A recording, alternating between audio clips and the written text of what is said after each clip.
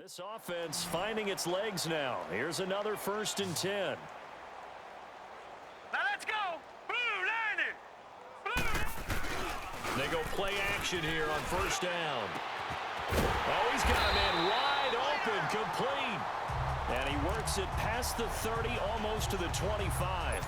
15 more there, and they're on a roll. It's another 1st down. There are so many things to watch for when you play defense. And reading your keys, you always hear about that, having your eyes in the right place. Sometimes your eyes can fool you. How about that play action there? That sprang the big guy, didn't it? Able to dump it over the top to him. A loss of a full 3 yards, and now it's 2nd down. It's a tough one right there. He ran right into the teeth of the blitz as the linebacker was freed up in order to stuff that one for a loss. I think quarterbacks got to see that. Got to find a way to audible into something a little more advantageous. Here we go now. Looking to throw on 2nd down. Lynn. 2 minutes to play here in the 1st half. We're back to Baltimore after this.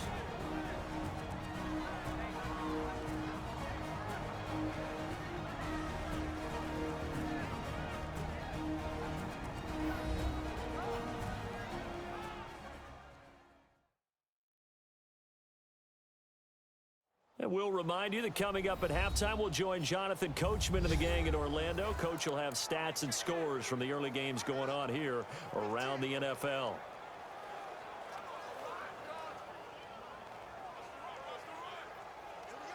The Ravens on 3rd down. They've hit 2 for 4 thus far. This is going to be 3rd and 13. All right, here we go. Green 39. Green 39. Looking to throw. Lynn. Now they go screen. It's complete. And he'll lose yardage. Brought down at the 32.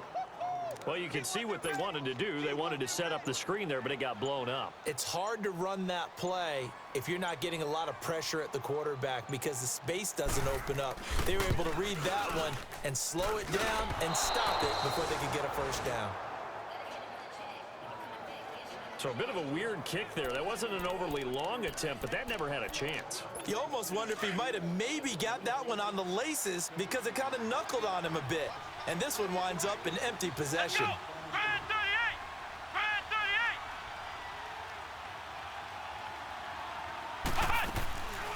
38. They'll run it now out of the gun. Just a yard on the pickup there, and it'll bring up a 2nd and 9.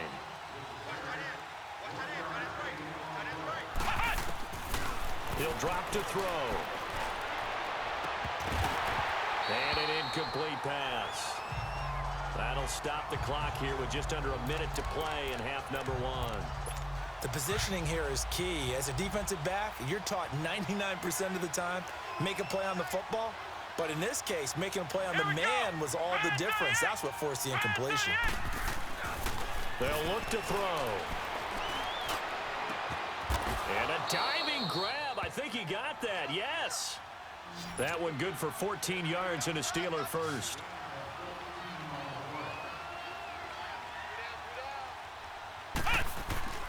On 1st down, he'll drop to throw. And it pops free. The collision there jarred the ball loose and brings up 2nd down. Those passes out that far wide always make you hold your breath a little bit. Felt like it was in the air for a while. What it does is allows a defender to gain some ground, come from a long distance, and have a chance to affect the pass. Brought down, but after we saw a flashy little move, stopped short of the 40.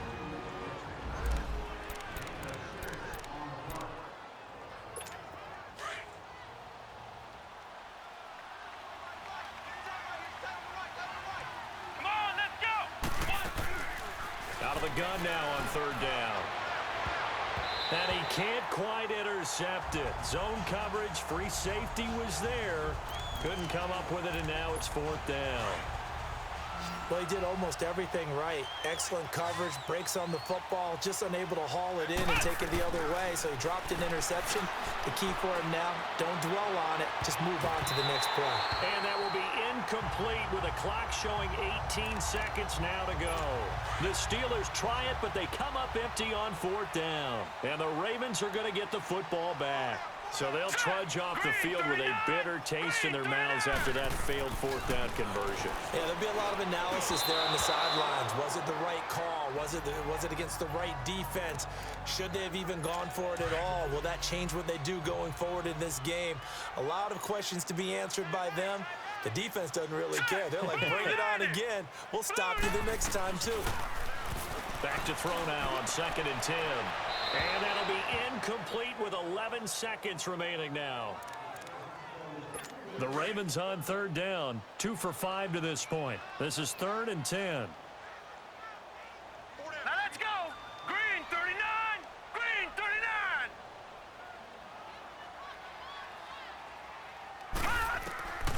From the gun, Lynn, incomplete. And we're down to 8 seconds now. The Ravens send their punter out now as he's on here to punt it away. And he's been a busy man here in this first half as he gets it away. Oh, he takes it in, doesn't let it bounce. He takes it at the 2. So we've reached halftime here with the visiting Steelers out in front. As we'll send you down the coast now to Orlando, that's where we find Jonathan Coachman ready with our EA Sports Halftime Report. Coach. Okay, all right, Brandon, thank you very much. Hi again, everyone. Let's get you caught up with what's going on around the NFL as we are officially into the second half of the season. We'll kick things off with the twice-yearly battle for Ohio. This one has Cleveland making the trip south to Cincinnati, and it's the Browns who are out on top. The Browns locked in a tight one, but this is a game you feel they've got to have. From there, let's get to Philadelphia. We check on the Eagles at home at Lincoln Financial Field. And they trail in that ball game to the visiting Seattle Seahawks. The Seahawks seem to be on their way to what would be a good victory. Finally, let's get down to Miami to see what's going on with the Dolphins. As you can see, the score there in the second quarter. The Thunderbirds trying to gut this one out as it would be a good victory for them if they could get it. Meanwhile, in our game, just the lone touchdown accounting for all the scoring. A tight one, 7-0 is the score. And for the call of the second half, we send it back to our broadcast team of Brandon Gotten and Charles Davis. Okay, Coach, appreciate it. A one-touchdown game here as we get set to resume play in the second half. Fielded about a yard deep. He's going to be stopped here with a penalty marker on the field. I'm not sure what this is about.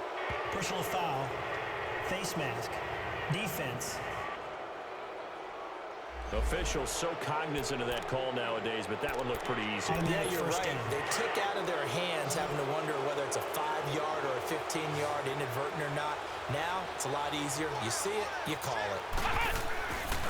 Looking to throw. Going to throw right side here, complete. Now he's going to get this all the way down inside the 35. An ideal beginning of the drive there as they'll get 20 and a first down. And when you're playing a quarterback with some experience and some moxie, you enter the danger zone when you decide to blitz him, because if he's able to diagnose as he did on that play, he can hurt you downfield. He reads defenses so well, doesn't he? He really does, and the best part about that play for him, I don't think that was his primary target. I don't think so either. I think he had the read, figured out where the blitz was coming from, and went to a secondary target for a really nice game. That throw good for 4. It's second down. Well, they were unable to make anything really big out of that, but it's not a bad idea to find your tight end and give him an easy completion and keep moving things forward. Almost as bread and butter as a good running back dive play. Let's go. 1, 9. And they'll run it here. And he's able to get it to the edge of the red zone at the 20-yard line. 9 yards on the pickup there, and it keeps the drive alive.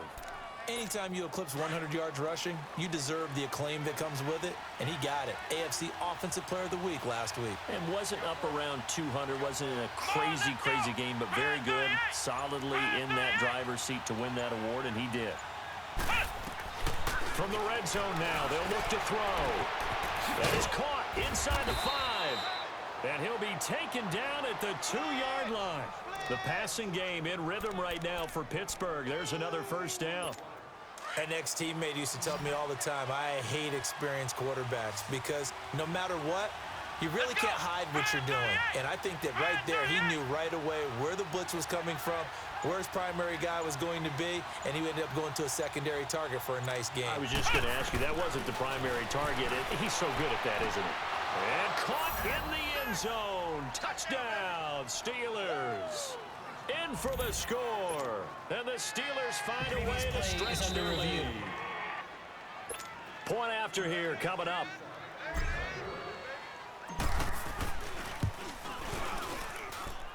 Point after, right down the middle. And it's now 14-0.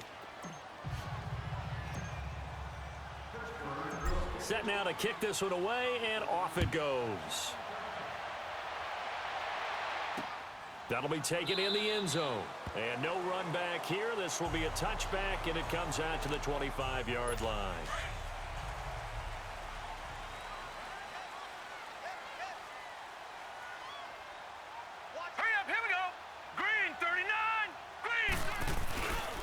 The play fake. Lynn, nowhere to go here. He lost the football. And it's picked up by the Steelers. And they will set up shop red zone territory at the 13-yard line. A defensive-minded coach loves to bring the heat, brought the heat there, and it worked out. And nowadays, all those defensive-minded coaches, for them, it's all about getting the football. I went into one facility, and as soon as you walked into the defensive room, there was a football, like on a spring. And each guy that walks in that plays has to act like he's knocking the ball free. They want those instincts created. They want them to think about that all the time, and that's what they try to preach. Here we go. White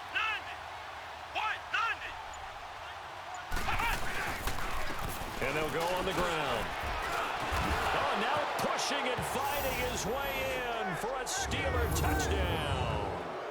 A great effort there. His second touchdown of the afternoon. And the Steelers capitalize on the short field as they take it in for 6.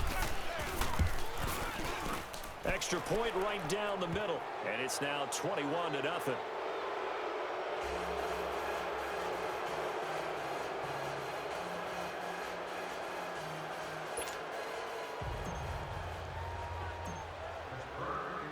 The kickoff unit is out on the field, and they will send this one away.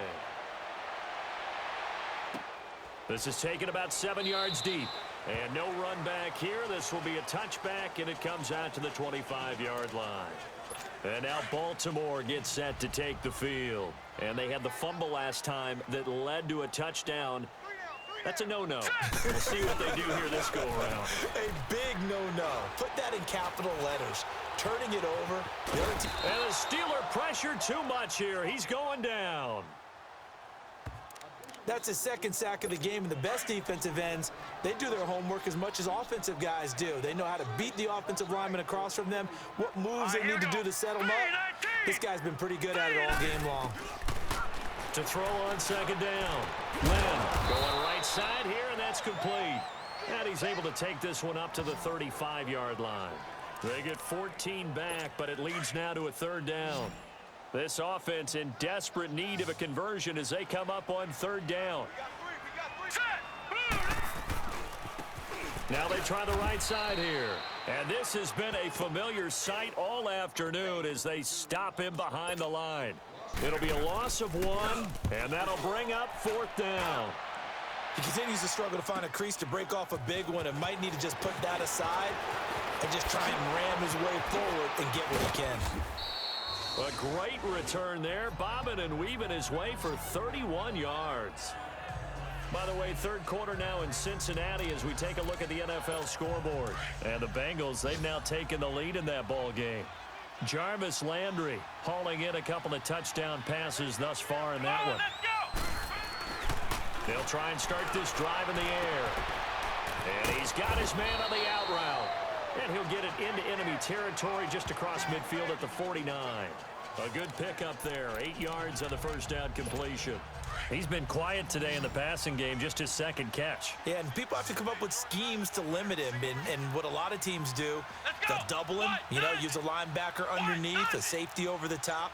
Sometimes they'll just take a corner, maybe their third corner if he's a bigger guy, and put him on a man-to-man. Back now here.